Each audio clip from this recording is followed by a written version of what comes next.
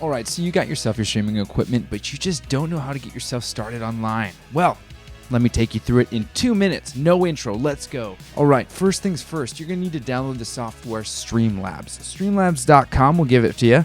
Download, install, good to go. First step done. Open the software up. You won't see the screen, you will see nothing. So the first thing you'll need to do is add a scene. Once you've added a scene, you'll name it whatever you want, hit done, and you need to add sources, audio and video sources. So we need to add 2 and 2.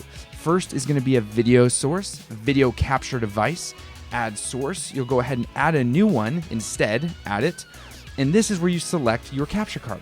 HD 60S Plus is what I use, so that's what I'm selecting. You can resize it however you want. Full screen is always the best. And then we'll go into the next one. We're gonna add our image, me, the face, everything. So we need to add a new source instead, add source. And then I'm gonna use my FaceTime HD camera because I'm using my nice camera to record this tutorial. So we'll put that right there, good.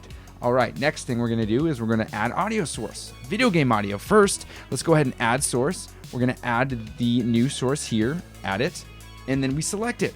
The game capture card, boom, audio is there. Last, me, talking voice, the microphone. We're gonna add audios, add there, and then we need to select the audio source. We can use the default one on the computer, or I have a soundboard, so Zoom P4 audio. And now I have everything. You can see that the levels are moving, and if I was to select things, you can hear the sound of the game. And last is to go live. You hit that go live button in the bottom right hand corner, and you got this screen. You fill out all the different things you want, the title, description, and then if you have thumbnail image, put it in there now.